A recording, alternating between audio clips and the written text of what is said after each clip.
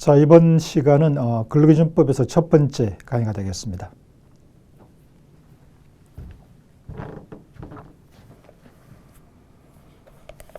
자, 직성노동관계법규 강의 교재 준비하시고요. 오늘 강의, 이번 강의 순서는 610페이지가 되겠습니다. 제2강, 챕터 2, 근로기준법인데, 이 근로기준법은 내용이 워낙 광범하기 때문에 방대하고 해서 총 3회에 걸쳐서 제가 나눠 강의를 할 거고요. 첫 번째 강의는 유니트 1 총칙과 그 다음 유니트 2 근로계약까지를 꺼내서 제가 일단 먼저 강의를 할게요. 이 근로기준법은 노동법 중에서 제가 1강 노동기본권 강의에서 이런 말씀을 드린 적이 있는데요. 대한민국 수천 개 법 중에서 가장 짱인 법이 바로 헌법이다. 헌법 32조 근로권과 33조 노동 3권을 합쳐서 노동기본권이라고 부른다라고 언급을 했습니다. 자, 그런데 이 근로기준법은 어떤 법이냐? 수천 개 법 중에서 노동법이 또 있겠죠. 우리 민법, 형법 하면 하나의 법이에요. 그런데 노동법에 하나의 법은 없어요. 노동법에는 수개의 법이 나눠지는데요. 근로기준법, 또 최저임금법, 직업능력개발법 이런 식으로 수십 개 법이 나눠지는데 그 통칭 우리가 노동법이라고 하는데 그 노동법 중에서 가장 모든 노동법의 기준을 잡아주는 법, 이게 근로기준법이죠. 네. 스탠다드 법이에요. 기준이니까.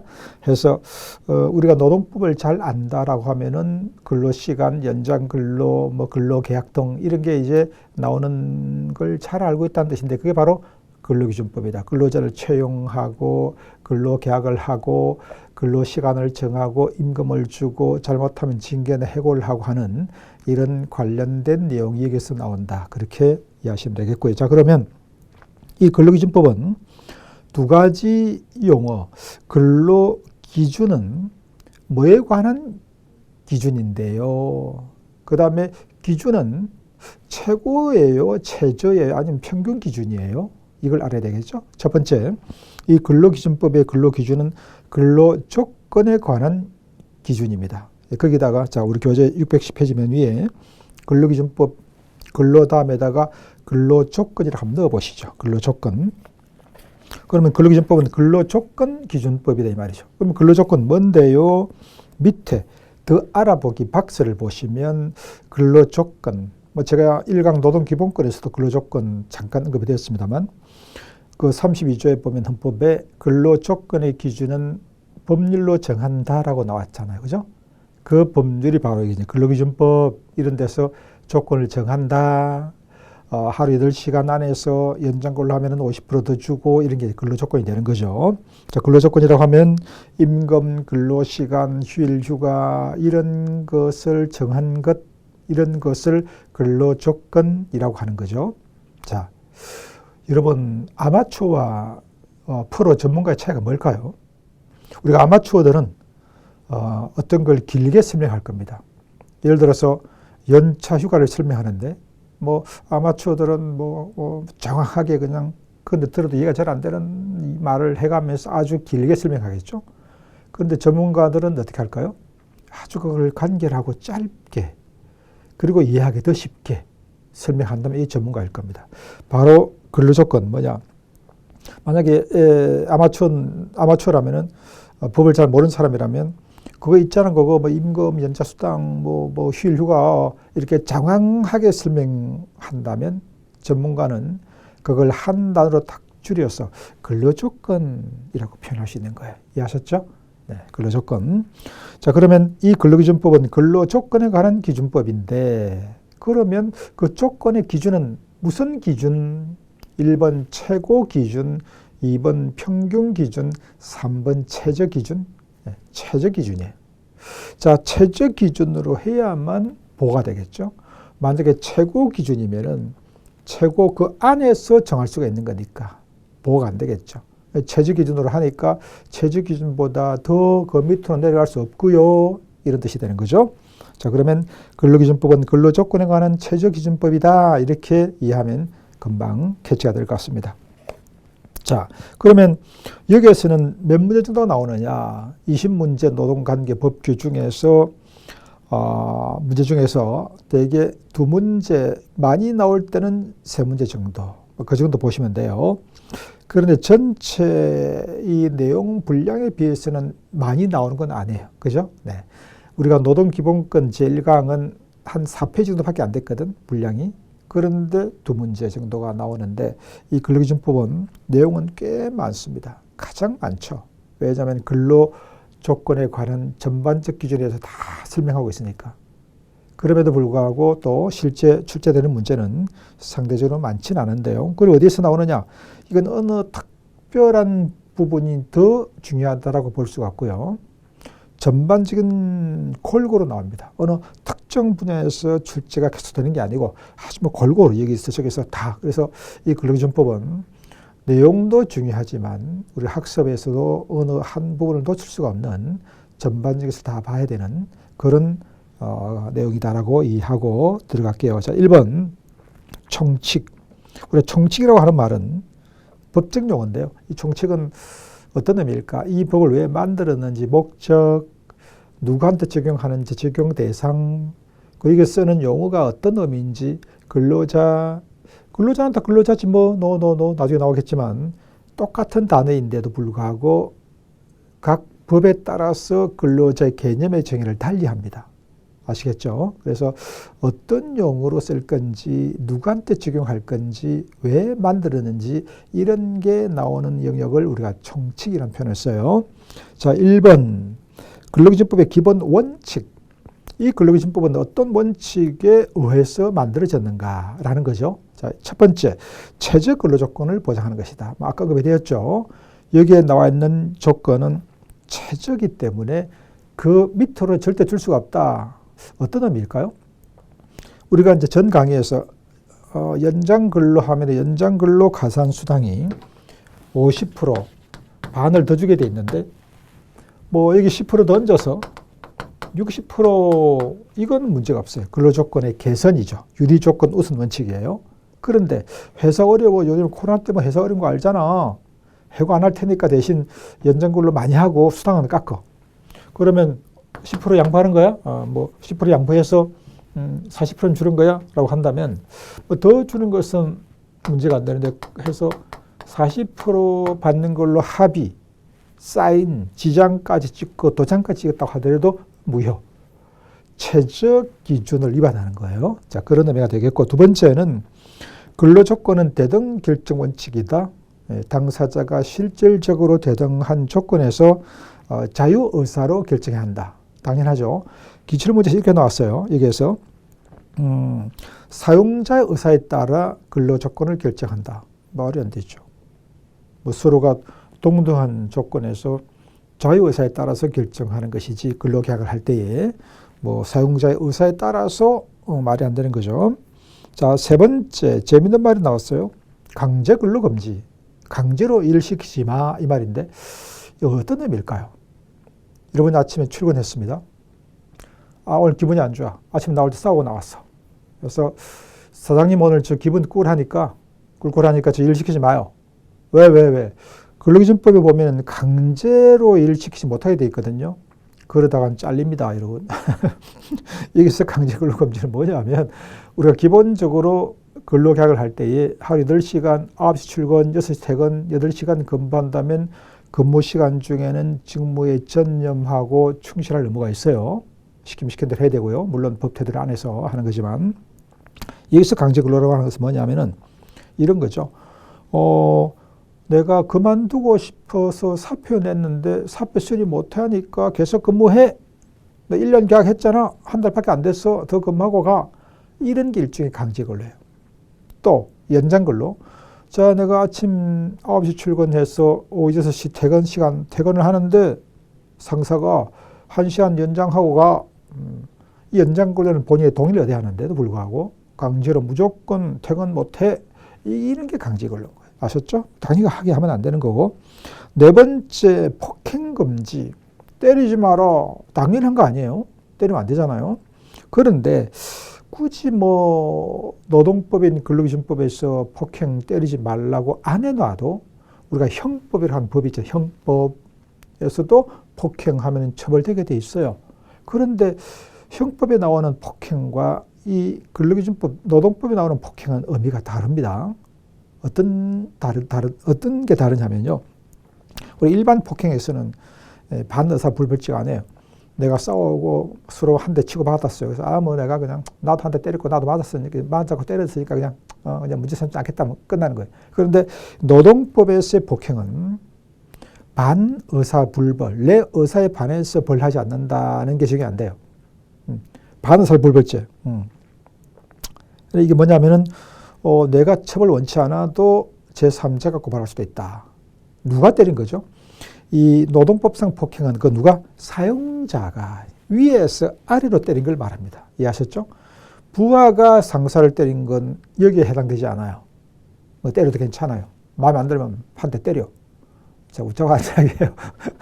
말도 안 되는 이야기를 했고, 제 말은 노동법에서 말하는 폭행은 위에 상사가 부하 직원을, 사장이 직원을, 지금 사장이다 보니까 말을 못할 수가 있잖아. 꾹 참고. 이럴 때는 제3자가 고발할 수도 있다. 이런 뜻이에요. 그리고 일반 폭행보다 상사가 부하를 때리면 훨씬 더 죄가 무겁습니다. 예, 꼭 기억하시죠. 자, 오른쪽 5번째 중간 착취배제. 이제 이게 근로기준법 기본 원칙을 이야기하고 있는데 중간 착취배제. 중간에서 개입해서 착취 돈 뜯는 거 하지 마. 이런 뜻이에요. 당연히 하면 안 되겠죠. 그 다음 6번 균등처. 차별하지 말라. 뭘 가지고 남녀 성을 이유로, 국적을 이유로, 신앙을 이유로, 그 다음에 사회적 신분을 이유로 4가지 언급되어 있었어요. 이걸 우리가 흔히 이제 앞자를 따서 남국신사, 남녀, 국적, 신앙, 사회적 신분으로 암기하기도 합니다. 남국신사예요. 자, 이런 걸로 차별하지 말라. 당연히 차별하면 안 되죠. 특히 이게 신앙, 국적. 외국인 근로자, 외국인이니까는 수당 좀 적게 받아. 휴가 좀 적게 가고 안 된다. 외국인이지만 국내 법은 똑같이 보호됩니다. 아시겠죠? 자, 균등처. 여기서 이렇게 문제가 나왔어요. 근로기준법에서는 차별금지 대상이 아닌 것은 이 근로기준법에서 차별금지 대상으로 언급하고 있지 않은 것. 여기서는 지금 남녀, 국적, 신앙, 사회적 신분만 언급하고 있잖아요. 어떤 건 안 나와있죠. 그중에 나이. 우리가 나이, 연령을 이유로 차별 못하게 돼 있습니다. 고용정책기본법도 고령자법 같은 데 보면은 연령을 이유로 차별할 수 없게 돼 있어요.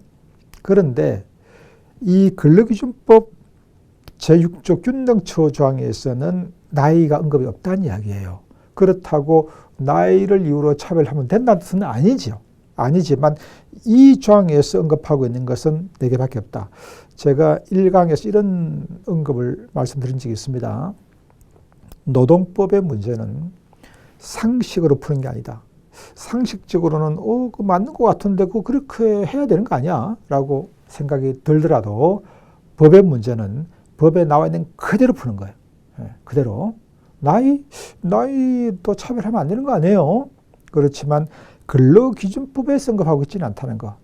문제가 이렇게 나왔거든요. 근로기준법에서 차별금지 대상으로 언급하고 있지 않은 것은 이렇게 물었기 때문에 만약 그 중에 나이가 들어간다면 그건 아닌 거예요. 다른 법에서 언급하고 있다는 뜻이에요. 그런 걸 꼭 혼돈하지 마시기 바랍니다. 그 다음 마지막 기본 원칙에서 마지막 7번째 공민권 행사를 보장하라. 여기서 공민권이 뭘까요? 즉 국민으로서 가지고 있는 권리, 국민투표권 이런 거. 그 다음에 공적 직무, 예비군 훈련 받는 거 이런 것이 이제 공민권, 공적 직무인데 그런 것을 근무 시간 중에 한다고 하면 인정해줘라, 보장해줘라 이런 말이에요. 내일 대통령 선거 있는데 투표하러 갔다 올게요. 사장이 안 돼, 가지마, 바빠라고 할 수 없다는 뜻이에요. 인정해 주세요 라고 돼 있어요. 자, 이런 것. 자, 기출문제 이렇게 나왔어요. 기출문제에서 공민권 행사 시간을 근로자 청구하면 회사는 거부할 수 있다. 거부할 수 없다고 돼 있죠. 그죠? 자, 또 하나 문제. 앞에 균등처에서 나온 문제인데요. 육아휴직, 여러분 육아휴직이 뭔지 아시죠? 뭐예요? 육아, 아기를 키우기 위한 휴직. 나중에 남녀고용 평등법에서 나올 겁니다. 1년 쓸 수 있거든요. 근데 육아휴직은 여성 근로자만 쓸 수 있다. 남성 근로자 쓸 수 없다. 이게 성차별일까 아닐까? 즉 균등치 위반될까 아닐까요? 이건 성차별이죠. 육아휴직은 여성 근로자만 쓰는 게 아니에요. 남편인 남성 근로자도 쓸 수 있는 거예요. 그런데 실제로 어떤 회사의 규정, 사규에다가 육아휴직은 여성 근로자만 청구할 수 있다 이렇게 되어 있는데 실제로 존재했었어요. 이게 차별이에요. 남성 근로자 차별되는 거죠. 남녀 만약에 뭐 두 분 다 근로자라면 아내도 1년 쓸 수 있고 남편도 또 1년 쓸 수가 있어요. 각각 1년을 쓸 수 있습니다. 자, 여기까지가 근로기준법 기본 원칙에 대한 설명, 이걸로 마무리하겠습니다. 두 번째, 근로기준법의 적용 범위. 자, 여기서도 문제가 나옵니다.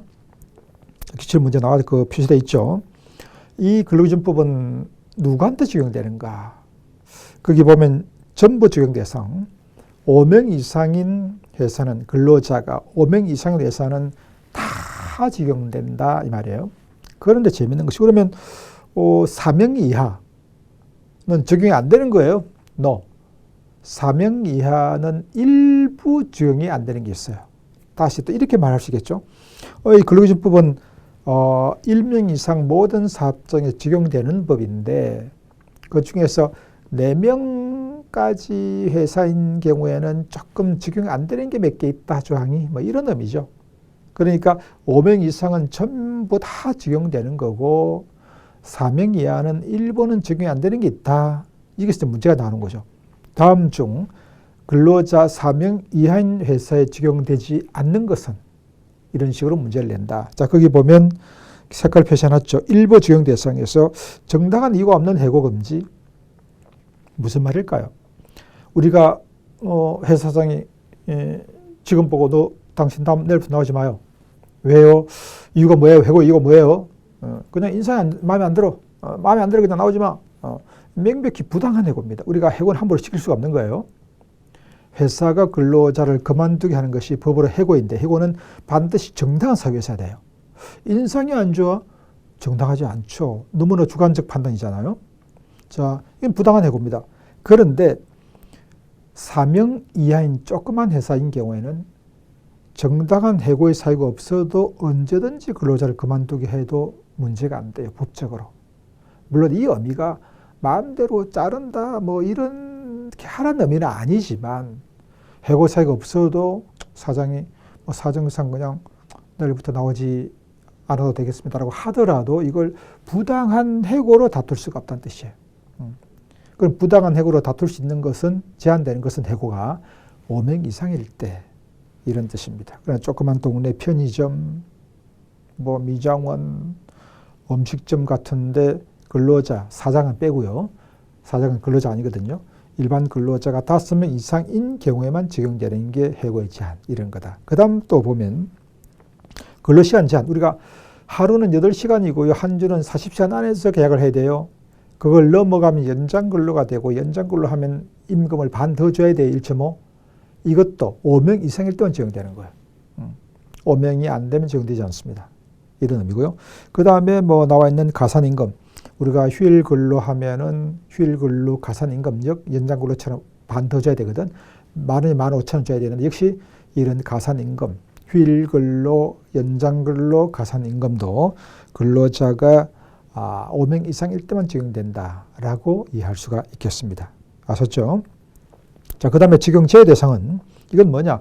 이 적용 제외 대상은 근로자가 5명이 넘고 하더라도 동거, 같이 사는, 동거, 같이 사는 친족들끼리 형, 누나, 아빠, 동생, 요즘에 뭐 인터넷 사업 같은 것도 가족 사업들 많이 하거든요. 그러면 같이 거주하면서 가족끼리, 친척끼리 하는 사업이라면 법이 적용 안 됩니다. 이런 뜻이고요.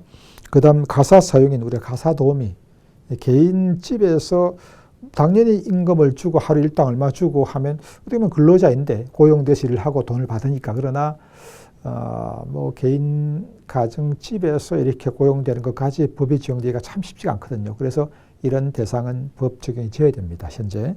그 다음 마지막으로 특별법 우선 적용 대상, 공무원 같은 경우에는 공무원 관련 규정이 따로 있어요. 그래서 그 기준을 먼저 적용받습니다. 특별법이 우선 적용된다. 그랬잖아. 그죠? 그래서 이 정도. 특히 이제 사명 이하 사업장에 적용되지 않는 것. 그걸 꼭 기억하시기 바라겠어요. 자, 그 다음 페이지 612페이지로 넘기시기 바랍니다. 거기 보면 근로자와 사용자의 이제 개념의 정의가 나와요. 중요하죠. 가장 우리 노동법에서 가장 핵심 대상이죠. 근로자와 사용자. 두 사람이 등장한다. 제가 첫 강의할 때에 이 근로자 사용자 중에서 누굴 보호한다? 둘 다 보호한다 아니었고, 그죠? 근로자만 보호합니다. 근로자가 누군데요? 자, 뭐라고 써놨죠? 1번에 근로자라는 직업 종류를 불문하고 사업 또는 사업장에서, 즉 회사에서 적을 두고 임금을 목적으로 심심해서 그냥 나와서 일하는 게 아니고요. 돈을 벌려고요. 이 말이에요. 왜 일하는데요? 저 국가 민족을 위해서 사회봉사하기 위해서요. 근로자를 보지 않아요. 근로자로 보호받기 위해서는 왜 일하는데요? 일해서 먹고 살려고요. 돈 받아가지고요. 법이 보여주는 거예요. 자, 사업장에 근로를 제공하는 자이다라고 돼 있죠. 그래서 여기서 근로기준법이라는 법에서의 근로자는 반드시 고용돼 있는 자를 전제합니다. 자, 그런데 지금 거기 설명이 나와 있습니다만 나중에 계속 나올 거예요. 자, 우리가 근로자라고 하면 기본적으로 고용된 자만을 의미합니다. 고용된 자. 즉 아직 고용도 되지 않고 뭐 취업할 의사를 가지고 있지만 직업 취업하려고 노력을 하고 있지만 아직 회사에 고용되지 않은 사람은 근로자가 될 수가 없는 거죠. 상식이잖아요. 그런데 말이죠. 우리 노동법에서는 어떻게 되어 있냐면은 고용된 자뿐만 아니고 아직 고용되지 않았지만 취업할 의사를 가지고 취업 노력을 하고 있는 사람도 근로자로 넓게 보는 법이 또 있어요. 우리 지금 고용관계법규 시험 과목에도 그렇게 구분됩니다. 에듀윌 유료 회원만의 특별한 서비스.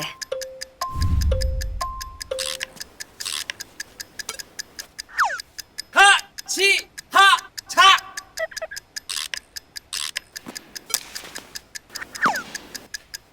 하치하차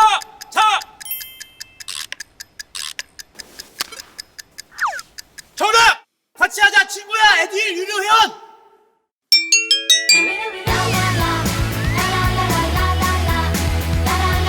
친구 소개하고 현금 받는 혜택. 오직 에듀윌 유료 회원에게만. 에듀윌.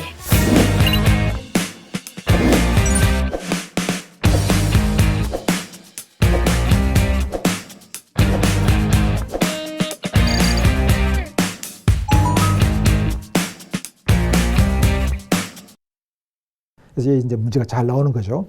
자, 그러면 써보겠습니다. 고용되지 않았지만 현재 취업 의사를 가지고 있는 자도 근로자로 보는, 넓게 보는 법이 있어요. 자, 그러면 어떤 법일까? 나중에 계속 반복이 될 겁니다만, 첫 번째, 고용된 자만을 근로자로 보는 법은 바로 이 근로기준법이죠. 근로기준법에다가 또 뒤에 나올 겁니다만, 고령자, 나이 관련된 법이 있어요. 고령자법이 있고요. 그 다음에 퇴직금을 어떻게 줘라, 연금에 어떻게 가입을 하고 하는 게 근로자 퇴직급여 보장법이 있습니다. 퇴직급여 보장법. 이 세 개 법에서는 고용된 자만을 근로자로 봐요. 즉 실업자나 아직 해고자나 고용되지 않은 사람은 근로자로 보지 않아요. 아시겠죠? 자, 그런데 두 번째, 고용된 자 외에 취업 의사를 가지고 있는 자도 근로자로 봐주는 법이 있다. 좀 더 근로자의 범위를 넓게 보는 거죠. 이 법은 나중에 나올 겁니다만 고용정책기본법이라는 법이 있고요. 그 다음에 근로자 직업 능력 개발법이라는 법이 있고요. 다 우리 시험 과목에 들어가 있는 법들이에요. 그 다음에 남녀 고용 평등 관련 법이 있습니다. 직장 내 성희롱 하지 말고 남녀 고용 차별하지 말고 이런 법. 이게 이제 남녀 고용 평등과 일가정 양립 지원에 관한 법률, 이름이 길다. 이 세 법에서는 좀 더 넓게 보고 있다. 근로자의 범위를. 그죠? 그 다음 우리 교재 지금 교수님의 코멘트를 보시면 노동조합법이라는 법이 나오는데, 물론 이 노동조합법은 우리 직상 시험 과목에 들어가는 법은 아니에요. 노동조합을 어떻게 결성하고 교섭 어떻게 하고 구체적으로 이제 그런 법이 이제 노동조합 및 노동관계 조정법인데, 이건 직상 노동관계 법규의 시험 과목에 해당되지는 않습니다만 하나 정도만 이 노동조합법에서는 거기 근로자 정의를 좀 더 넓게 하고 있는데요. 여기서는 고용된 자 외에 실업자, 해고자들도 근로자로 볼 수가 있어요. 자, 이것은 노조법입니다. 노조법. 이렇게 해서 구분해서 크게 2개 아니면 3개. 똑같은 근로자란 용어를 쓰는데 그 개념의 정의는 좀 다르게 쓸 수도 있구나. 좀 좁게 좀 넓게 그 법의 습기에 따라서. 자, 이걸 꼭 기억하시고요. 이거 시험 문제 잘 나와요. 이건 또 제가 자꾸 반복할 거예요.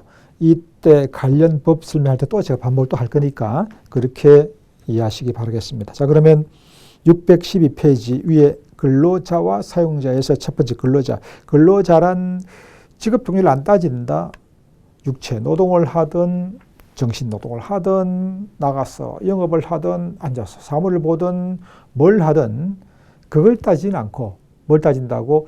일을 하는 이유가 그냥 사회봉사하는 게 아니고 뭘 벌기 위해서, 임금을 돈을 벌기 위해서 일을 하면 근로자다. 그럼 여러분, 그럼 자영업자도 돈 벌어서 일하려고 먹고 살려고 일하면 자영업자도 근로자인가요? 전제가 누구한테 고용되어 가지고, 이게 전제. 이게 이제 사업 또는 사업장에서, 이 말이 프리랜서 자영업이 아닌 누군가 밑에 고용돼 가지고 일을 하고 그 대가로 돈을 받아서 생활하는 사람이라면 그 사람은 근로자입니다. 이런 뜻이에요. 자, 아시겠죠? 자, 그 다음 그 밑에 그 다음 그 3번 단시간 근로자는 말이 나오는데, 이 단시간 근로자는 나중에 기간제 및 단시간 근로자 보행하는 법률이 따로 있어요. 거기에서 좀 더 제가 구체적으로 설명할 텐데, 이것은 그냥 이 정도만 하겠습니다. 단시간 근로자란 말은 똑같은 일을 하는데 그 사람보다 내가 근로시간이 짧은 단 근로자를 의미하는 단어예요. 쉽게 말하면 이거죠. 똑같이 운전을 해요. 운전기사예요. 월급 받는. 그런데 A는 하루 10시간, 주 40시간 정상 근무하는데 나는 스펙기사야. 예를 들어서 나는 하루 4시간, 주 20시간만 일을 해. 그러면 똑같은 운전 업무를 하지만 근로시간이 짧은 사람이 바로 단시간 근로자는 뜻이에요. 네, 이건 나중에 또 다른 법에서 나오니까 그때 좀 더 구체적으로 언급을 하도록 하겠습니다. 그 다음 거기 4번에 보면은 사용자, 근로자의 상대 개념이 사용자예요. 그런데 우리가 실제 사용자라는 말은 잘 쓰지 않아요. 우리가 근로자도 뭐 노동자라는 말을 써도 된다고 제가 말씀드렸는데 관계없어요. 법에서 공식 용어는 근로자라서 근로자로 쓰는데 뭐 노동자라는 표현을 써도 관계는 없습니다. 사용자는 근로자를 부린다는 의미잖아. 그죠? 이 사용자 할 때 사자가 한자를 굳이 쓰면 뭐 한자를 굳이 쓸 필요 없는데요. 한자를 굳이 쓴다면 부린다는 사자예요. 회사할 때 사자가 아니고요. 그래서 영어로 쓰면 인플로이 하면 근로자.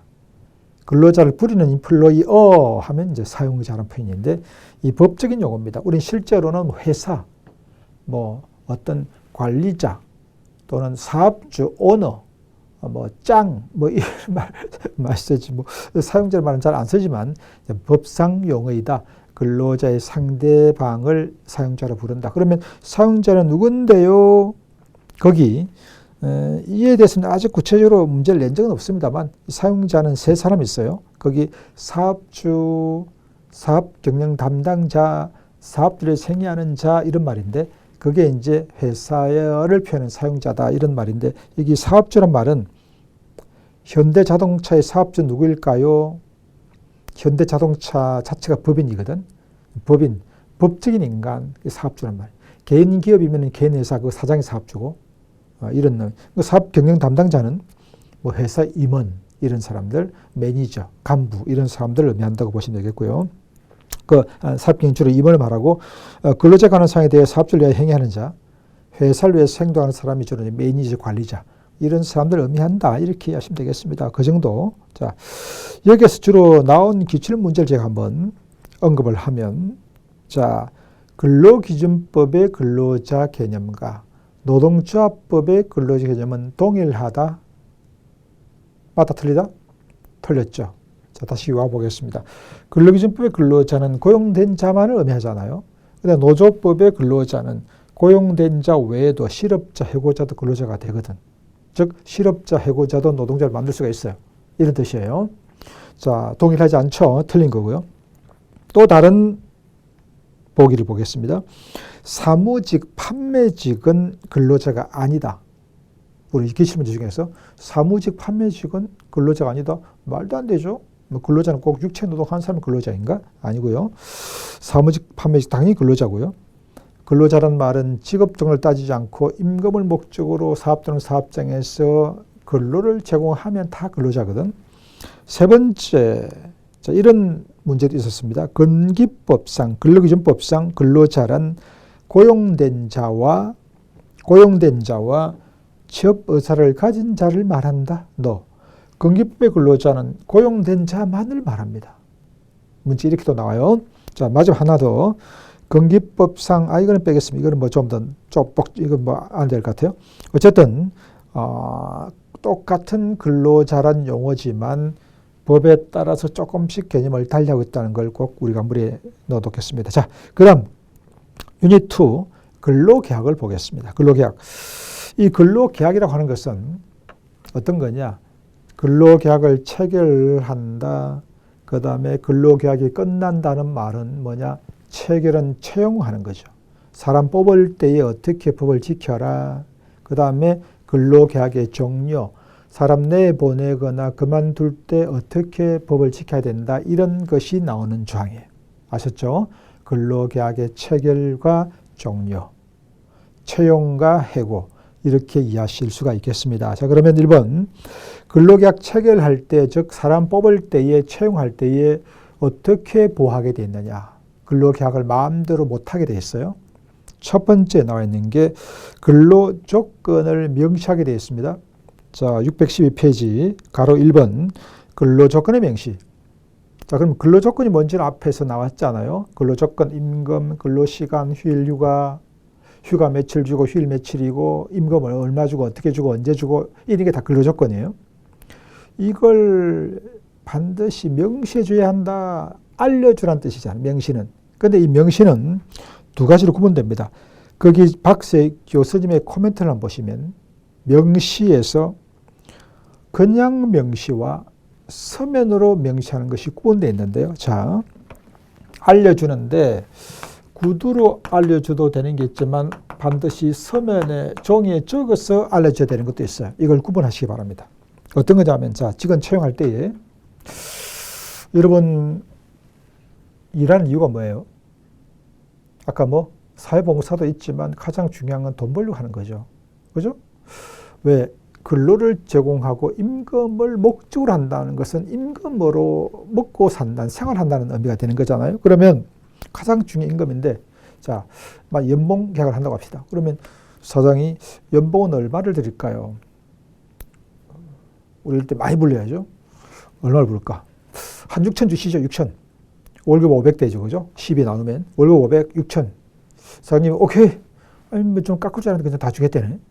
좀 이상하긴 한데. 이제 계약 사인했어요. 월급 500, 연봉 6천. 계약을 했어요. 자, 월급날 내 통장에 월급이 들어왔는데 보니까, 물론 세금 같은 건 대사가 미리 뗍니다만, 세금을 뗐다고 치고, 그러면 세금 한 50만 나갔다고 치고 450이 들어와야 되는데 보니까 300만 들어와 있는 거야. 제 통장에. 제가 어떻게 해야 돼요? 여러분이 만약 그거 어떻게 하시겠습니까? 제가 사장이에요. 여러분이 직원이에요. 제가 500 준다고 했는데 300밖에 안 줬어. 어떻게 하실까요? 저한테 따지겠죠? 따져보시죠, 한번. 사장님, 최 사장님, 분명히 지난번에 채용할 때 저 500 주신다고 하셨지 않습니까? 내가 언제? 이 사람 봐. 나도 300 주기로 했거든? 왜 거짓말 하는 거야? 아니, 그것도 500 주신다고 했잖아요. 근거 있어? 어디 근거 있어? 예. 그때 나한테 말씀하셨잖아요. 서류 있냐? 근거 있냐? 녹음해놨어? 자, 이름 녹음했다면 딱 이렇게 하겠지만 만약 녹음도 안 돼 있고 아무런 증인도 없다. 본 사람도 없고. 근데 서면으로 계약도 안 하고 구두를 했다. 아무런 근거 없잖아요. 그래서 우리 법에서 어떻게 되어 있냐면은 가장 중요한 근로조건 4가지. 근로조건은 4가지보다 훨씬 많죠. 뭐 근로시간, 임금, 수당, 상여금, 뭐 병가, 복지, 연차, 뭐 많을 수 있잖아요. 그죠? 이런 근로조건 중에서 딱 4개는 말로 해서 안 되고 반드시 종이에 적어서 주게 되는 이게 서면교부예요. 이 시험 문제 잘 나오겠죠. 그죠? 자, 우리 교재 보겠습니다. 그 교재에 이제 색칠 컬러 해놓은 거. 거기 근로조건의 명시에서 셋째 줄 보시면 임금의 구성 항목, 즉 그냥 쉽게 말해서 임금 관련된 것, 그리고 소정 근로시간, 그리고 주휴일 연차 4개. 또 첫 번째 임금, 두 번째 소정 근로시간, 세 번째 주휴일, 네 번째 연차휴가. 이 4개는 반드시 어떻게 알려주라고요? 서면, 종이에 적어서 주라. 이게 서면 교부 의무예요. 아셨죠? 근데 아까 제가 예를 들었지만 제가 채용할 때에 여러분하고 계약할 때에 구두로만 언급을 했잖아. 그죠? 그럼 누가 불리해진다? 근로자가 불리해지는 것이 아니고 사업주가 제가 불리해지는 거예요. 이제 노동부에서 이렇게 따지는 거죠. 노동부에는 임금 같은 건 종이에 적어서 주게 돼 있는데 종이에 적어서 줬습니까? 근거를 봅시다. 내가 안 줬잖아요. 오히려 내가 벌금 내야 돼요. 이해하셨죠? 이게 노동법이에요. 노동자, 근로자를 보호하는 법인 거죠. 그래서 또 우리가 시험을 위해서 이제 정리하면 다른 뭐 근무 장소가 어딘데요? 그 다음에 뭘 할 건데 업무가 뭔데요? 이런 건 꼭 종이에 적어서 안 줘도 된다. 물론 적어주면 더 좋은 거지만 근데 이 4가지는 반드시 서면에 적어서 교부하세요. 의무. 안 하면 벌금 내야 됩니다. 처벌됩니다. 이런 거예요. 4가지 꼭 기억하셨죠, 이제? 자, 그 다음 두 번째. 자, 근로자 뽑을 때의 내용을 지금 보호하는 내용을 이야기하고 있습니다. 첫 번째, 근로조건의 명시. 특히 그 중에서 서면으로 알려줘야 될 게 있습니다. 그거. 두 번째, 위약 예정의 금지. 자, 이게 어떤 의미일까? 위약금을 미리 정한다 이 말이거든요. 위약금이 뭐예요? 다 아실 거 아니겠어요? 위약금. 약속을 위반했을 때 내는 돈. 일종의 뭐 벌금 같은 거죠. 위약금. 우리가 물건 살 때 위약금 얼마 낸다 이런 거 사인하고 그런 경험이 있죠. 자, 이 위약금이 뭐냐? 회사가 직원을 뽑을 때 여러분을 채용하면서 제가 사장이에요. 당신 1년 근무하기 전에 일방적으로 회사를 그만두면 계약 위반된 위약금 얼마 낼래? 1,000만 원 써 계약서에다가. 1,000만 원을 내가 위약금을 내겠다라고 쓰는 거 이거 절대 안 된다 이 말이에요. 위약금을 미리 쓰는 거 저 하지 못한다. 그럼 썼는데 어떻게 해요? 써도 무효다. 아시겠죠? 근로자를 보호하는 거예요. 자, 그다음 거기 어떤 말도 나오네. 위약금 말고 또 그 같은 내용의 612페이지 맨 아래 보면은 손해배상액이란 말도 나와요. 위약금도 나오고 손해배상액을 예정하는 것도 하지 말라. 안 된다. 어떤 거죠? 당신 나중에 회사에 근무하다가 회사에 손해를 끼치면 손해배상 얼마 해야 돼? 이런 손해배상액 100만 원, 200만 원 이런 것도 미리 정할 수가 없다. 정하면요, 사인했으면요, 그래도 무효다. 자, 여기에서 이렇게 문제가 나옵니다. 어떻게 문제가 나오냐면요, 근로계약 체결할 때 명시, 즉 적어서 줘야 되는 게 아닌 것은 그 중에 하나가 근로계약 위반 시 손해배상액 그것 미리 정할 수 없게 돼 있죠, 그죠? 그런 건 설사 정해서 줬더라도 명시해서 줬더라도 그 자체가 무효인 거예요. 두 번째, 근로계약 불이행, 근로계약을 이행하지 않았을 때는 손해배상을 해야 한다 이런 거 이것도 잘못된 거죠, 그죠? 이런 게 문제 나온 적이 있습니다. 기출문제에. 자, 그 다음 세 번째, 전차금 상계 금지예요. 전차금을 상계하지 말라. 이 전차금 미리 빌린 돈, 미리 빌린 돈을 상계가 뭔지 아시죠?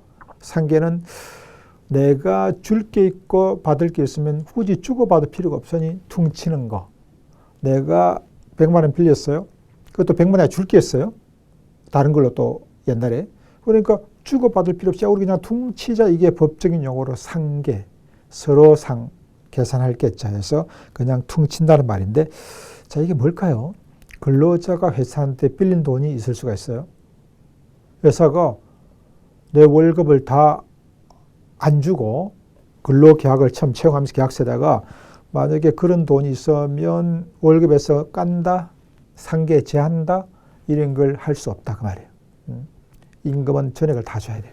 다 주고 내가 다시 갚는 것이지 그냥 줄 돈 있으니까 그걸 퉁치고 나머지만 주겠다는 것 자체를 계약할 수가 없습니다.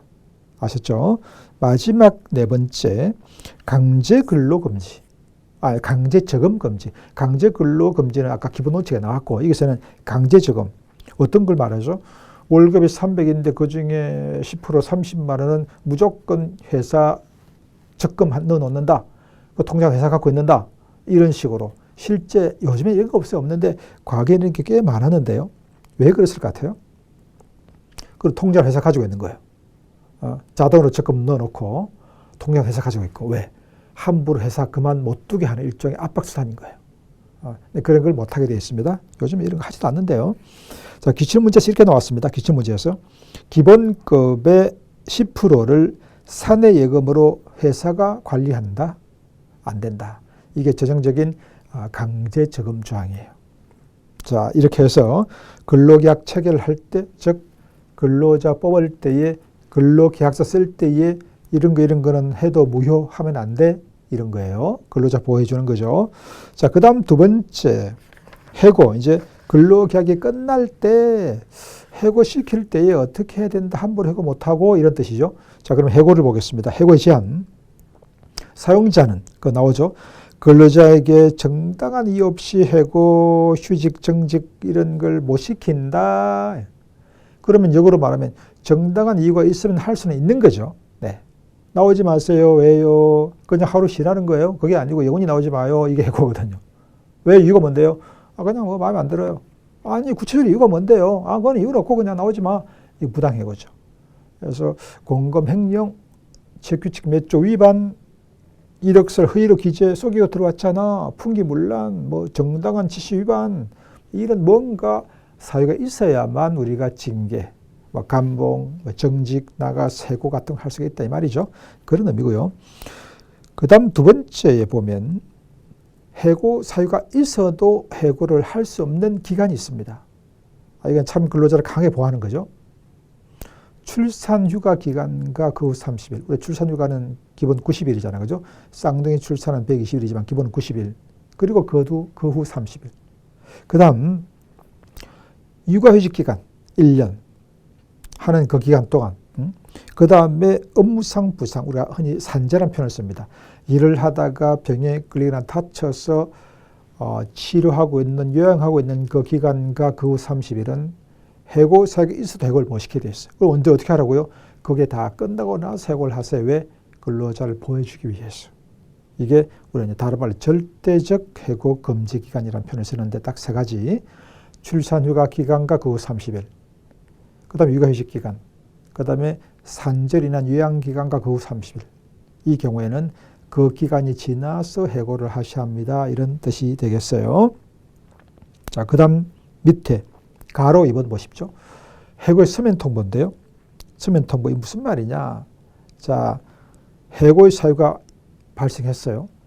근로자가 회사 공금을 횡령을 했어. 100만 원을. 명백히 해고 사유가 될 수 있습니다. 그죠? 있을 수 없는 일, 형사 처벌될 수 있는 거죠. 해서 사장이 해고를 합니다. 내일부터 그만두세요. 나오지 마요. 그런데 해고세가 명백히 존재한단 말이에요. 그런 해고에 통지를 할 때에 구두로 말로 해서 안 돼요. 전화로 안 돼요. 뭐 SNS, 이메일 톡 원칙대로 안 돼요. 반드시 어떻게 하라고요? 종이에 해고 사유가 뭔지 사유를 적고 언제 날짜로 해고되는 것, 날짜까지 적어서 반드시 종이를 줘야 한다. 그래 이것이 정당한 해고로 인정이 된다. 그런 뜻이 되겠습니다. 실제로 제가 노동위원회에 이런 해고 사건, 징계 사건 올라오면은 판정해 주는 제가 공익위원이에요. 매주 한 번씩 가서 이런 사건을 제가 해고는 정당, 부당 이런 판정을 하는 사람을 공익위원이라고 하는데 제가 그 활동을 하고 있습니다. 하고 있는데 많은 사건을 보면 이런 사건들이 올라와요. 회사에서 분명히 근로자가 직원이 뭔가 잘못했어요.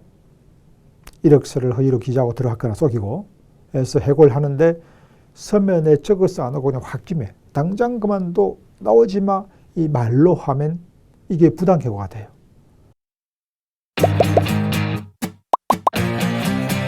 에듀윌 유료 회원만의 남다른 서비스.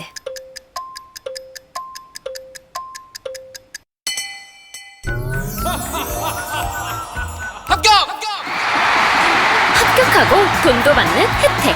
오직 에듀윌 유료 회원에게만. 에듀윌. 우리도 합격!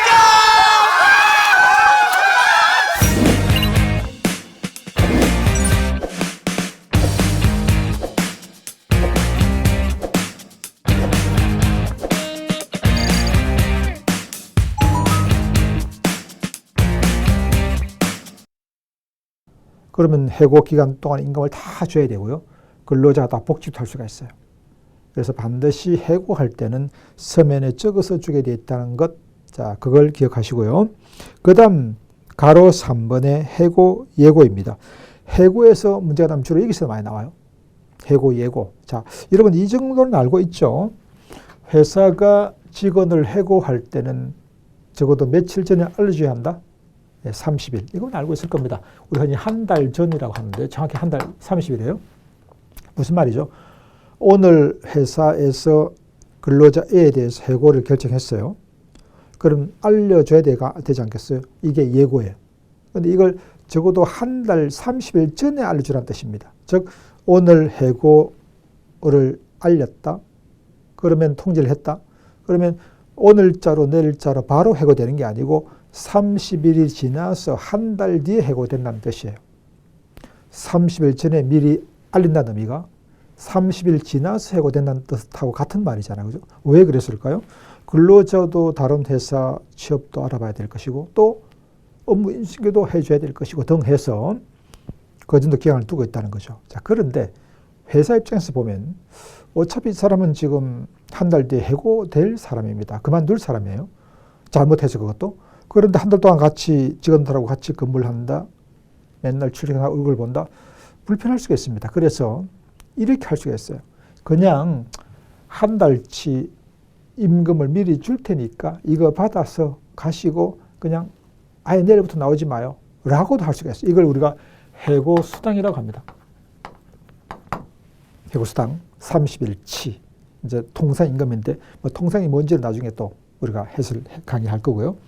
자, 정리하면 회사가 근로자를 해고할 때는 원칙적으로 30일 전에 미리 알리거나 예고하거나 만약 예고하지 않고 바로 해고하려면 30일째 돈을 미리 주거나 이걸 우리가 해고수당 둘 중에 하나 하는 거예요. 두 개 다 하는 게 아니에요. 많이 근로자들이 상담 받아보면은 해고 예고도 하고 해고수당도 따로 지급해야 되는 걸로 알고 있는데 그게 아니고 둘 중에 하나를 하는 것이다. 그렇게 이해하면 되겠습니다. 자, 그런데 거기 이제 가로 3번에 동그라미 2번을 보면은 해고 예고의 예외라는 게 있어요. 해고 예고의 예외. 이 무슨 말이죠? 한 달 전에 미리 알리거나 아니면 한 달 해고수당을 주고 그만두게 해야 되는데 그런데 이런 경우에는 그거 필요 없고 그냥 즉시 바로 해고해도 됩니다. 예외를 말합니다. 주로 여기서 문제가 많이 나오는 거죠. 왼쪽에 뭐냐? 특별한 사유가 있을 때에 천재지변. 뭐 어쩔 수 없는 거잖아요. 그죠? 아니면 밑에 두 번째 근로자가 고의로 회사에 막 큰 사고를 끼치고 그냥 회사에 엄청난 손해를 끼치고 그래서 해고되는 경우에는 뭐 굳이 한 달 전에 알려주고 뭐 예고 수당을 주거나 할 필요가 없다는 거죠. 이럴 때는. 그런데 이제 오른쪽 꼭 그게 아니더라도 근무한 기간이 짧을 때는 몇 개월이죠? 3개월이에요. 옛날 법에서는 이게 좀 복잡했었어요. 어떤 경우 6개월이고 뭐 복잡했는데 법이 개정되면서 그냥 정당한 해고서에서 해고를 하는데 그 사람 근무 기간이 3개월이 안 된 경우에는 그냥 바로 해고해도 됩니다. 한 달 전에 미리 알려주거나 한 달치 해고 수당을 줄 필요 없고요. 이런 뜻이에요. 특히 여기서 이제 3개월 미만인 경우, 3개월 이상인 경우는 어떤 의미죠? 석 달 이상일 때는 해고 사유가 있고 해고를 하는 경우에 한 달 전 예고를 하거나 해고 수당을 지급해야 된다는 뜻이고 3개월이 안 됐을 때는 바로 즉시 해고할 수도 있다. 이런 뜻이 되겠습니다. 자, 그 다음 페이지 넘기시죠. 이제 근로계약 설명을 마저 하고 이제 이번 강의 끝날 텐데요. 614페이지 위에 4번을 보시면 이행강제금 부과인데요. 이 이행강제금 뭐냐? 이런 겁니다. 근로자가 해고를 당했어요. 자, 한번 써볼게요. 이행강제금이 뭐냐면은 근로자가 해고를 당했어요. 해서 노동위원회에 제가 공익위원으로 일을 하고 있는 노동위원회에 부당해고 구제 신청을 내는 겁니다. 구제 신청을 내면 우리 노동위원회에서 공익위원들이 이제 그걸 판단해 줍니다. 해고가 정당한데 할 수 있고 해고가 부당하다고 할 수 있잖아요. 그러면 부당해고입니다라고 판정을 하면 그 다음 근로자는 어떻게 되죠? 복직을 해야죠. 해고가 부당하니까. 복직을 한다는 이야기인데 해야 되는데 복직시켜줘야 되는데 회사가 복직을 안 시키는 거예요. 그럼 노동위원회에서 해고는 부당 복직시키려고 했는데 안 시키면 황당해지는 거죠. 그럴 때에 노동위원회가 어떻게 하느냐 하면은 복직 명령을 내렸는데도 복직을 안 시키니까 일종의 벌금 같은 걸 내라고 하는 것이 바로 이행강제금이에요. 벌금 성격과 다르긴 합니다만 일종의 벌금 같은 거죠. 이게 이행강제금, 이행하도록 강제한다는 뜻입니다. 돈을 내게 하는 2천만 원 한도 내에서 그게 이행강제금이에요. 여기서 문제가 가끔 나오는데 가끔 어디서 나오느냐?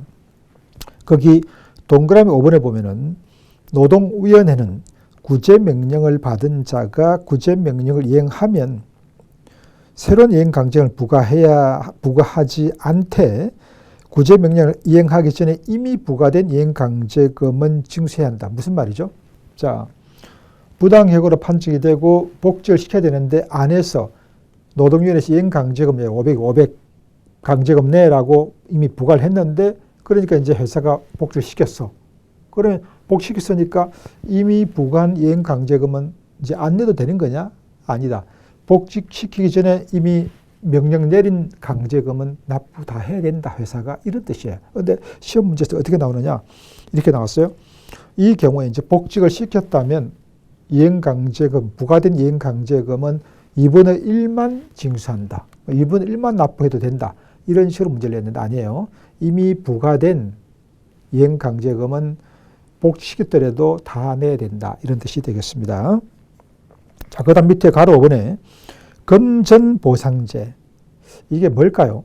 이 금전보상제는 어떤 거냐? 자, 이 경우에 해고 억울합니다. 구제 신청해서 노동위원회에서 그래 해고는 부당해 복직되는 건데 근로자가 저 복직 싫어요. 또 복직되면 내가 이겼지만 복직되면 사장님 저 가만두겠어요. 그냥 저 보기 싫어요. 그냥 돈 주면 그냥 갈게요. 이게 금전보상이에요. 정상적으로 일을 했다면 받을 수 있는 임금 상당하게 보상을 저한테 해주면 돈 받고 그냥 바이바이 해줄게요. 이게 금전보상제인데 근로자가 복직하는 대신에 금전보상을 요구하면 가능하고 그게 금전보상이라는 뜻이 되겠습니다. 자, 그 다음 밑에 경영상 해고를 보겠습니다. 자, 우리가 해고는 크게 두 가지가 있어요. 첫 번째, 근로자가 공금, 횡령, 분기, 문란, 이력, 서의 기재 등으로 인해서 잘못을 해서 해고되는 게 징계성 해고입니다. 징계해고. 대부분 일반적인 해고는 징계해고가 대부분이에요. 잘못해서 해고되는 거죠. 그런데 가끔 회사가 어려워서 근로자는 잘못이 없는데 회사가 어려워서 부득이 근로자를 일부 내보내는 거. 이게 경영상 해고. 다른 말로 정리해고라고도 씁니다. 다른 말로 이 정리해고란 말은 일본식 표현이긴 한데요. 뭐 우리가 그렇게 쓰기도 해요. 정리한다. 경영상 이유로 해고한다. 이런 뜻인데 이 경영상 해고 최근에 코로나 그죠? 회사들 많이 어려워요. 빨리 지나가겠지만 현재 코로나로 회사가 어려워서 해고, 이게 일종의 이제 정리해고, 경상해고인데, 이 정리해고, 경상해고는 4가지 요건과 절차가 있습니다. 까다로워요. 오른쪽 615페이지 해고 요건 박스를 보고 제가 설명을 드리겠습니다. 뭐냐면 징계성 해고는 근로자 개인이 잘못했으니까 너 나가라고 할 수 있는 거예요. 특정인이 대상이 되어 있으니까. 근데 이 경상 해고는 만약 여러분이 현재 다니는 회사가 어려졌다고 합시다. 직원이 100명인데 회사에서 20명을 해고해야 되는 거예요. 회사가 어려워서.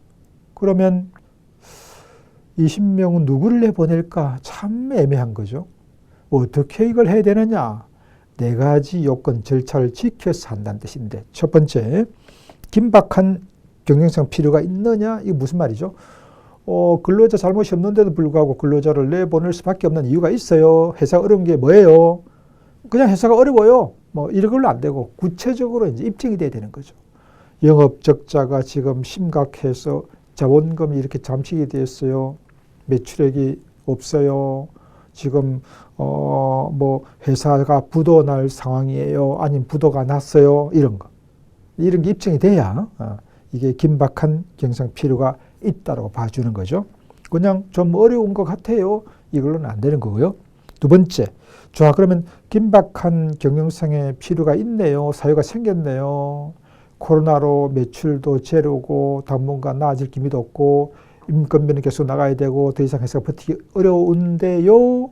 오케이. 그러면 두 번째, 그렇다고 해고를 바로 할 수가 없고 그래도 해고를 안 하려고 노력을 해보셨습니까? 이걸 물어봅니다. 확인해요. 이게 해고 회피 노력이에요. 어떤 걸까요? 그 나와 있습니다. 이런 거죠. 주로. 임금은 동결했습니다. 회사 어려우니까. 동결도 안 되고 삭감까지 했고 반납됐어요. 이런 거. 근로시간 어떻게? 단축. 그죠? 네. 그 다음에 무급휴직을 실시. 요즘에 항공사 같은 데서 전체 직원을 A조, B조로 나눠서 A조는 한 달 집에서 쉬세요. 무급 임금 없고요. 대신 B조는 한 달 근무 임금 받아가시고요. 그 다음 달은 A조 근무, B조 휴직. 그렇게 해서라도 해고를 하지 않으려고 하는 노력. 이런 것을 우리가 일종의 해고 회피 노력이라고 합니다. 이거 하다가 정 안 될 때 마지막에 줄 하는 게 기업들이 우리가 지금 어려워서 근로자를 해고하려고 하는데요. 미리 알아서 손들고 나갈 사람 없을까요? 이게 명예퇴직 모집이라고 하는 거예요. 그리고 흔히 명퇴, 말은 참 좋은 편이에요. 명예퇴직인데요. 그걸 당하는 근로자 입장에서 볼 땐 명퇴가 아니고 황퇴가 되죠. 황당한 퇴직. 강퇴이기도 하고 강제로 밀려날 수도 있고, 그죠? 나이 많다는 이런 이유로 가능할 수도 있고, 어쨌든 이런 노력을 하시고요. 그러다 안 되면 해고를 하는데, 세 번째, 그 누굴 할 거냐는 게 참 중요합니다. 징계성 해고는 잘못한 사람이 있으니까 그 사람 책임을 물으면 되는 것인데, 이 정리해고는 누구도 근로자가 잘못한 사람이 있는 건 아니잖아요. 회사 사정으로 해고하는 거기 때문에. 그래서 이 경우에는 기준을 어떻게 만드느냐. 100명 중에서 20명을 누굴 내보낼 거냐는 거죠. 이 기준 잡기 나름이잖아요. 아니, 기준을 어떻게 잡을까? 기준을 여자부터 해고하자. 어때요? 그럼 남자들은 다 박수 치겠네. 잘했어요. 안 되죠. 왜요? 성차별이잖아요. 이건 어떨까요? 나이 많은 언니나 형들부터 잘라요. 나이 젊은 사람들은 다 박수 치겠네. 좋다고. 이것도 안 되죠. 왜? 연령 차별이에요. 그럼 어떻게? 우리 법에서 공정하게 기준을 정하라고 되어 있는데 이게 참 애매한 말이죠. 구체적으로 되어 있지 않고 아주 상적인 표현을 하고 있어요. 이게 원래 법이 그래요. 원래. 우리가 앞에서 해고할 수 있습니다. 어떤 경우에는요. 정당한 사유가 있으면요. 정당한 사유가 뭐예요? 아주 애매한 말이죠. 법에서는 더 이상 어떤 게 정당하다는 건 나와 있지 않아요. 법의 표현은 그냥 정당한 사유가 있으면 해고를 할 수 있다고 외에는 언급이 없습니다. 결국 이제 구체적인 사유는 회사가 책규직한테 정하죠. 쭉 이제 구체적으로 정해놓는데 이런 것처럼 여기서도 공정한 해고 기준을 정하세요. 참 애매한데 주로 이제 근무 성적, 근속 연수, 부양가족수 이런 걸 기준으로 하고 그걸 점수로 내서 이 사람의 가장 점수가 낮았어요. 이렇게 주로 이제 많이 해요. 자, 마지막으로 이렇게 하는 과정에서 근로자 대표를 뽑아서 의논, 협의를 반드시 하게 되어 있습니다. 협의를. 합의는 안 해요. 합의는 아니. 자, 여기서 어떻게 문제가 나왔느냐 잘 보시죠. 정리해고를 할 때는 사전에 근로자의 동의가 필요하다. 동의? No. 동의 받는 게 아니에요. 그냥 의논. 해고 기준을 어떻게 정할까요? 해고 회피 노래를 뭘로 하면 좋겠어요? 이런 걸 근로자 대표하고 협의하게 돼 있지 반드시 동의를 받게 돼 있지는 않습니다. 자, 두 번째, 이 정리해고를 할 때는 50일 전에 미리 알려주게 되어 있어요. 여러분 좀 헷갈릴 겁니다. 아까 해고 예고는 30일 전에 하라고 되어 있었는데 이 50일도 뭐예요? 자, 해고 예고는 해고 대상자가 이제 정해졌고 A 그 사람한테 알려줄 때 적어도 30일 전에 알려주라는 의미가 30일이고요. 이 50일은 뭐냐면은 해고 예고가 아니고 아직 해고 대상자 정해지지 않은 상태에서 우리 회사가 지금 어려운 거 아시죠? 그래서 정리해고에 들어가려고 합니다. 알고는 계세요. 그걸 적어도 정리해고를 하기 50일 전에 전 직원에게 알려주는 걸 의미합니다. 적어도 50일 전에 전 직원에게 알려는 줘라. 나중에 누가 대상이 될지 모르지만 조만간에 정리해고 절차를 밟을 것입니다. 라고 하는 것을 적어도 50일 전에 알려주게 되어 있다는 걸 참고하시고요. 그 다음 이 정리해고는 노동부에 나중에 사후적으로 신고를 해야 돼요. 우리가 이번에 몇 명을 해고를 했습니다라고 하는 신고를 해야 되는데 노동부 장관이 승인을 받아야 한다. 해고는 회사 사용자의 권한이란 말이에요. 사유가 있으면 사용자가 할 수 있는 거거든. 정당성이 있으면. 그런데 노동부의 승인을 받게 한다? 좀 이상해져 버리죠. 그래서 시험 문제에 그렇게 나왔어요. 이 정리해고를 할 때는 사전에 노동부 장관의 승인을 얻어야 한다? No. 승인 받는 게 아니에요. 그냥 신고하는 거예요. 우리가 이렇게 이번에 정리해고 했다고 신고만 하면 되는 것이지 승인 받는 게 아닙니다. 아셨죠? 자, 그 다음 마지막으로 밑에 네 번째 근로관계 종료 시 근로자 보호. 우리가 앞에서 근로계약 체결할 때 근로자 보호가 있었던 것과 마찬가지로 회사가 근로자를 그만두게 할 때 또는 근로자가 그만둘 때 또 보호하는 규정이 있어요. 참 노동법 참 좋은 법이죠.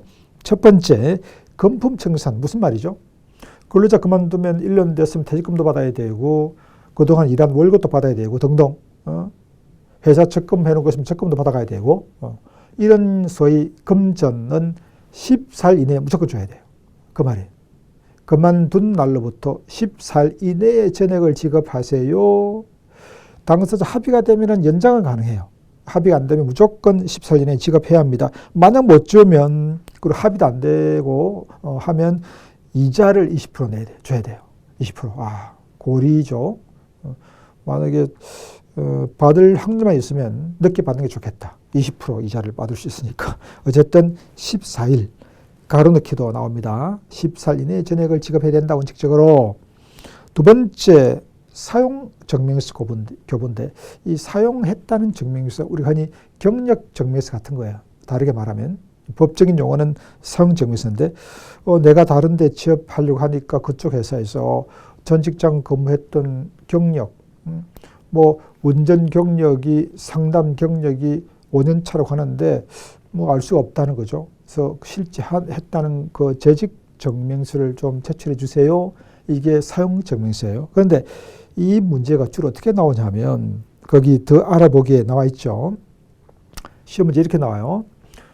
사용 증명서에는 법적 기재사항은 반드시 기재해야 한다. 말 맞는 말을 같죠. 상식적으로. 법적 기재사항은 기재된다. 말 맞잖아요. 틀린 거예요. 왜요? 자, 이 보니까 뭐라고 되어 있냐면 이 사용증명서에는 근로자가 기재해달라고 하는 것만 기재를 해야 돼요. 이런 거죠. 예를 들어서 내가 이 회사에서 해고됐어요.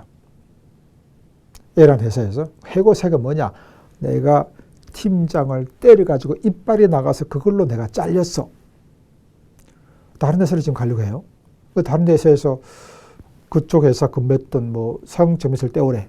그때 오늘 보니 거기다가 회사를 그만둔 사유 해고 사유는 상사 폭행 이빨 10개 나감 이렇게 써놓으면 누가 뽑겠습니까? 무서워서. 안 뽑을 거 아니에요. 그래서 사용증명서에는 근로자가 기재해 달라고 하면 기재를 해야 되고 이건 빼세요. 기재할 수가 없는 거예요. 참 좋은 법이죠. 그죠? 예. 어쨌든 이게 사용증명서인데 근로자가 요구한 사항만 기재한다는 거 꼭 기억하시고 그러면 이건 언제든지 뭐 단 하루만 근무했더라도 떼달라고 하면 떼줘야 되느냐 그게 아니고 적어도 30일 이상을 근무했어야 하고 그럼 퇴직하고 나서 한 10년 있다가 재직증명서 그 회사에 근거가 없을 수가 있잖아. 그래서 3년 안에 3년 지나면 발급 안 해줘도 관계없어요. 왜냐하면 근로자 명부 같은 이 비치 기간이 3년이거든. 그래서 이 사용증명서 교부 의무는 사용자한테 있는데 적어도 30일 이상을 근무했어야 되고 퇴직하고 나서 3년 안에 떼달라고 하면 무조건 떼줘야 합니다. 근로자가 원하는 것만 적었어요. 원치 않은 거 적지 마시고요. 이런 뜻이 되겠죠. 자, 그 다음 넘기시고요. 그 다음 616페이지에 취업방해 금지라고 되어 있어요. 취업방해 금지. 이것은 근로자가 다른 데 취업하려고 하는데 일종의 블랙리스트. 이 사람을 탁 올려놓고 같은 동족에 했어요. 이 사람 문제 많은 애야. 채용하지 마. 취업이 어렵게 되는 거죠. 그래서 이런 걸 원칙지 못하게 되어 있어요. 근데 실제로 제가 들어보면 암암리에 이런 게 있대요. 있는데 당연히 법으로 안 되는 겁니다. 네 번째, 임금채권 우선 변제. 이건 뭐냐? 회사가 어려워서 문 닫을 때에 회사가 갚아야 될 돈들이 많겠죠. 전기요금, 세금도 내야 되고 뭐 은행에 빌린 돈도 있을 거고 뭘 가장 1순위로 갚아야 된다? 근로자 임금과 퇴직금. 자, 오른쪽에 코멘트해 보시면 무조건 가장 먼저 갚아줘야 될 돈이 근로자 석 달치 임금, 3년치 퇴직금, 그리고 만약에 이제 재보상금, 다쳐서 받을 돈이 있다면 그거는 전액 다. 퇴직금은 10년 근무했는데 1순위는 3년치만, 월급 5개월치 못 받았는데 1순위는 석 달치만. 이것은 최우선순위로 지급하라라고 하는 것 꼭 기억하시고요. 그 다음 마지막 네 번째 이제 최종 2장 근로계약에서 마지막 5번 계약 서류의 보존. 이건 뭐냐? 근로계약에 관련된 서류는 보존 기간이 몇 년? 3년이에요. 3년. 2020년 문제에서 어떤 게 나왔냐면요. 근로자 명부 보존 기간이 3년인데 다음 근로자 명부의 기재사항이 아닌 것은 명부 기재. 그러면 생년월일, 이름, 성명 다 기재돼야 되겠죠. 근데 그 중에 하나가 뭐가 있어요? 재산, 근로자 재산 이런 걸 어떻게 기재를 해요? 그럼 재산이 얼마인지 그걸 기재하는 것은 개인정보일 수도 있고 그래서 다음 중 근로자 명부의 기재사항에 해당하지 않는 것은 그 중에 재산, 이건 당연히 기재 대상이 아닌 거죠. 자, 이상으로 근로기준법 전체 3회 강의 중에서 첫 번째 강의를 이걸로 마무리하겠고요. 다음 두 번째 강의는 첫 규칙부터 나가도록 하겠습니다. 수고하셨습니다.